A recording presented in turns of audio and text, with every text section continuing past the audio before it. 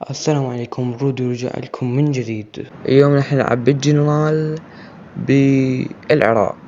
اليوم حلقة نار وشرار من صدق، نار وشرار، نار نار.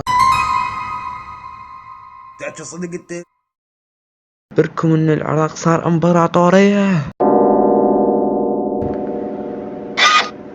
امبراطورية. جاي اقول لك انا صرت الخامس، وبعد كم يوم اصير الثاني عالميا.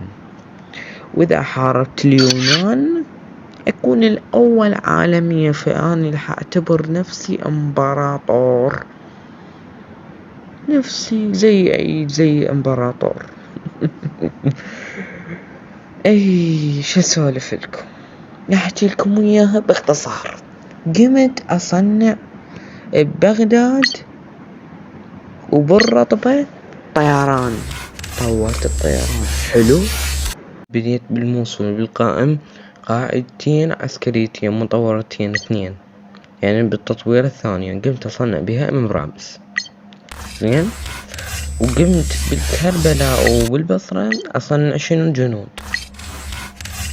حاليا حرس السرعة بيها، وظن كان بيها عدد جيش مهول، بس أما برمزين وكم جندي قتلهم ويا هاي خلف الله عليها. اي قدرنا. الله هذا وين؟ اي حخلي هذا يهجم اول شي، ياخذ لنا منطقتين. نبغى يهجم على ديار بكر، لان ديار بكر هم تعبتني كلش. شوف كان جيش 22 هسه 11 من وراك. بقاله شوي ويصنع 3 برامزات. تفتهم يعني شنو 3 برامزات؟ وهنا يقدر يصنع سفينة، لا هنا يقدر يسوي فرقاطة. اعتقد سفينة فرقاطة اسمها، قوية تقريبا نفس تقريبا مو نفس الشي، تقريبا اقل من الطارات اخطر السفن. فيعني جاي احاول اهجم بكل الطرق. هسه هذا جاي يريد يحتل ظنه، بس يوصل حرس وخليه يهجم على انطاليا. هسه قل 13 عدد نقاط حياته. بس ليش ما تخليه بمستشفى؟ ما عندي مستشفى، هي مشكلة. ما عندي مستشفى سريعة، يعني الليفل الثالث. اي اخليه، بس انا هسه اريد اخلص بسرعة. تهجيم اخلص ويجي ابغى اهجم. هاي معجزة بالنسبة لي. ازمير كان بها 6 جنود، جنديين سعوديين هجموا على ازمير وقتلوهم. ليش؟ ما ادري، كنت موجود. شلون؟ ما ادري. يمكن ماكو جنود يجي نقلها، مو كان يهجم على اليونان. اي والله انا اصير امبراطورية، ومن اصير امبراطورية او اكمل على تركيا يمكن اهجم على اليونان. اذا هجمت على اليونان راح يكون عندي قوة رهيبة، لا اقتصاد عالمي. لان مثل ما قلت لكم انا الخامس عالميا، راح اصير الثاني عالميا باقوى اقتصاد. هذا جدا جدا كبير الامر. واذا هجمت على اليونان اكون الاول اقتصاد، واذا الاول اقتصاد اقدر اسوي مثلا الرقة او ديار بكر. اذا احتليتها اقدر اسويها مدينة منظمة واصنع بيها، وهم اصنع بذني اشياء محترمة، مو شيء ايران هجمت على روسيا لانه كازاخستان هجمت على روسيا. ايران يعني تتلقف غبية. ليش ما تخلي جندي بهارات؟ ليش ما ادري اكو هواي ناس مي شنو هاي مقاطعة وطن. هذا شنو مقاطعة وطن؟ اول مرة اشوف هيجي. المفروض ان انا ماصين. صدمة والله. شنو هاي؟ هي بالاخير لعبة، فماكو قوانين بيها يقدرون يصنعون بيها اي شي. غبي هو، شو اسوي له اني؟ استوني اعرف انه إذا طور مكتب التجنيد الثالث يعمل على تقليل وقت اقروها، يعني تفيد صراحة شفتها. وحتى المصنع إذا تطور أكثر من مرة بس ما راح يسوي لك شي، ما راح تخليك تصنع أكثر. مكتب التجنيد لو طورته بالتطوير ثاني هم تقدر تصنع بيه شي. شو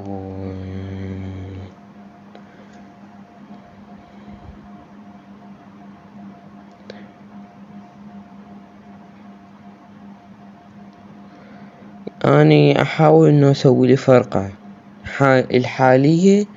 اذا خلصت تركيا راح انظم نظام فرقة الفرق. نظام الفرق راح اسويها مدرعة حاليا، فقط حاليا.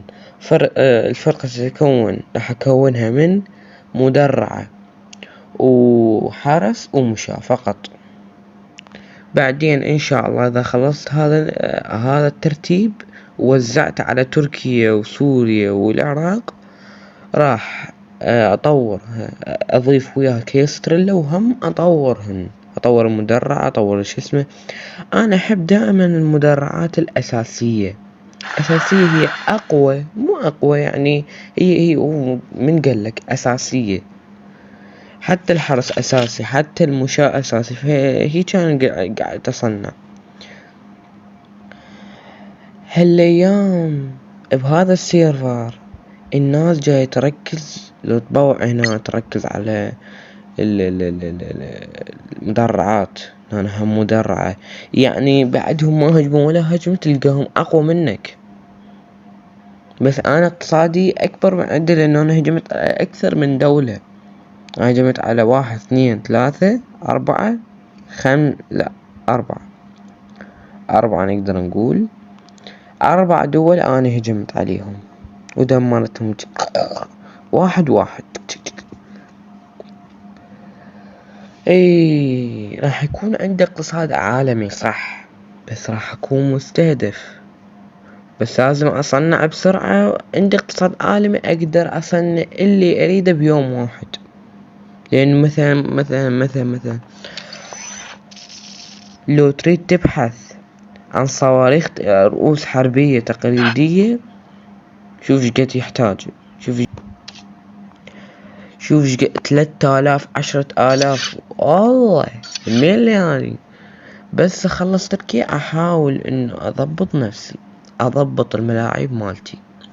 الاسبوع الجاي انشر لكم هم فيديو ثاني، يعني اختصارية، المختصر مالتي. ليش كل يومية لا.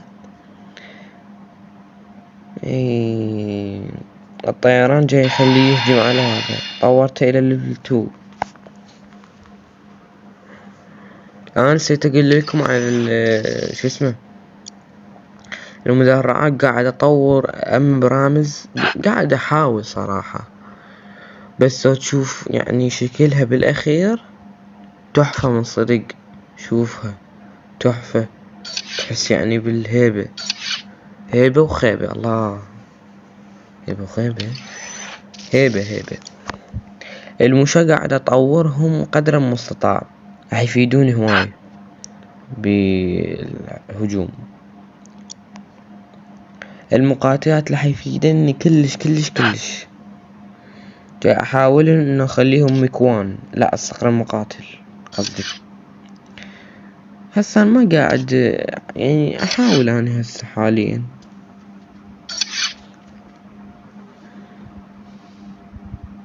المشكلة بالعراق بأي دولة لازم اكو عندها فقر بشي. مثلا روسيا عندها فقر بالمواد النادرة، يعني آسيا نقدر نقول فقر بالموارد النادرة. افريقيا فقر بالموارد القطع والامدادات. هيجي يعني خربطة على مود تكون واقعية. الله وانا اقول ليش الاول.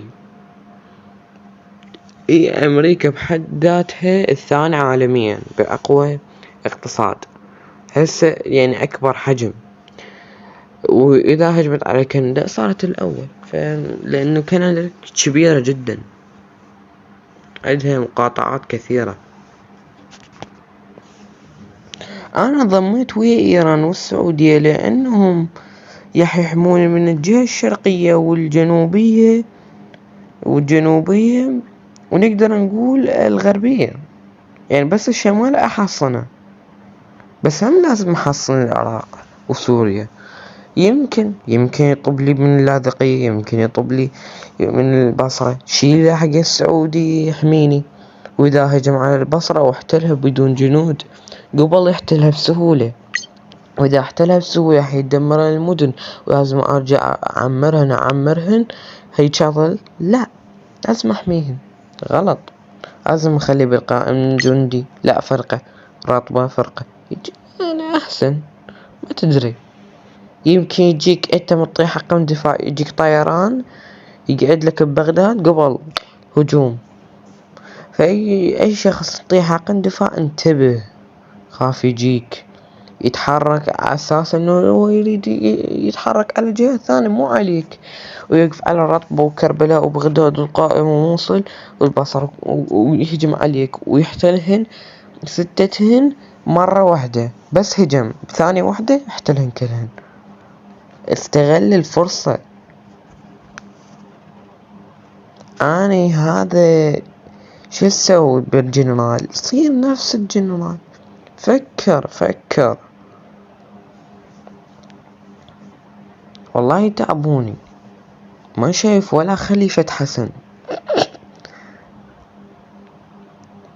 مو خليفة حسن، يعني نفس تفكيري. ماكو واحد صاير كبير وقوي وعنده خطط. هسه انا خطتي بالهجوم شو اسوي؟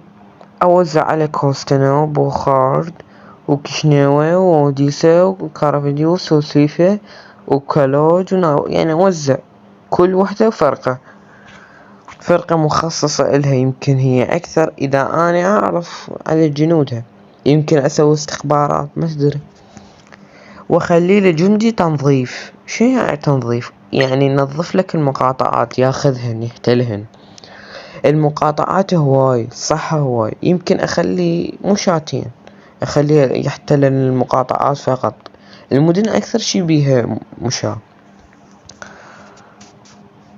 رومانيا هجمت على دولة ومدينتين لا 3 دول. أنا 4 دول أكثر من عنده اقتصاد. اليوم 8 يقول لك اليوم 30 أقدر يعني أصنع لي نووي، أصنع لي صواريخ، بس مو هسه راح تدمر اقتصادي. اللي يقول لي واحد سوي لي نظام دفاع، أول شي خلى أركز على الأساس، مدرعة أساسية، مشاة أساسي، حرس أساسي. هسه أنا من قمت أصنع طيران وأما برامز المشاة مالته قل. هسه نشوفه 11، بس أنا عندي قوة كبيرة من ورا الأم برامز.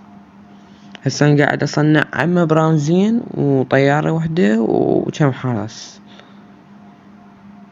يعني نضبط المضابيط باختصار. بعد كم ساعة أخلي أم برامز في حلقهم هيك على أنطالي دايركت، لأنه أنطاليا بيها جيش كبير صراحة. وإذا خلص جيش أنطاليا أخلي حرس يحتلها. وإذا هيك أنا فزت بالحرب اسطنبول صراحة لو بيد صاروخ لا ضربتها بصاروخ اسطوري. أنا قاعد أحاول أطور الطيران مالتي على قدر المستطاع، لأن الطيران مالتي لو طورته للليفل 3 أعتقد، يعني يصير هيك شكله الصقر المقاتل. شو راح يصير قوته 20 تقريبا. إذا صار قوته 20 شو راح يصير؟ يعني نقدر نقول 1 2 3 4 مقاتلات تفوق جوي من الصقر المقاتل F-16 يزن قوتهن 80. يعني 80 لو انتو تشاهدون روسيا، قوة روسيا. الصاروخ الواحد التقليدي من سكود قوته 80. فإذا 4 طائرات من هذا بقى ما احتاج صاروخ، ما احتاج صواريخ، احتاج نووي. النووي قوي أقوى من هذني. فلازم أطور طيران. الطيران راح يدمر لي المدرعات اللي موجودة بكل الناس. هسه يمكن هنا قاعد يصنع طيران، شو اسمه، هنا قاعد يصنع عم برامز. أمريكا شفت قاعد تصنع عم برامز، لا مو عم برامز، يعني قاعد تطور منظومات. اي طورتها الى الليفل الثاني. راح اسوي ايش؟ راح اسوي مصنع على مود تقدر تصنع شو اسمه عم برامز. واذا صنعت عم برامز لازم اطور مالت الطيران. لازم انت تكون عندك كمية قليلة من المدرعات. اذا الشخص العدو مالتك عنده مدرعات مو تصير مثله. شنو اللي يقتل المدرعات؟ صواريخ، طيران، شنو، مدفعية. مثلا معلومية، انا اكره صدام حسين وانا ما ادعم نظام صدام حسين، الله يلعنه. نترككم للمقطع. ضباط نقدر نقول هيجي، طيران هيجي تصير عكسه. انا هحاول قدر المستطاع يعني اسوي لي فرق مال اي، واسوي له طيران بشكل هائل. يعني مثلا 10 طيران من الصقر المقاتل F-16 راح اكون قوة عظمى. اذا كنت قوة عظمى بعد ما حد يقدر لي صراحة. الى هنا خلصت الحلقة، نلقاكم بفيديو جديد. لا تنسوا اللايك والاشتراك. مع السلامة.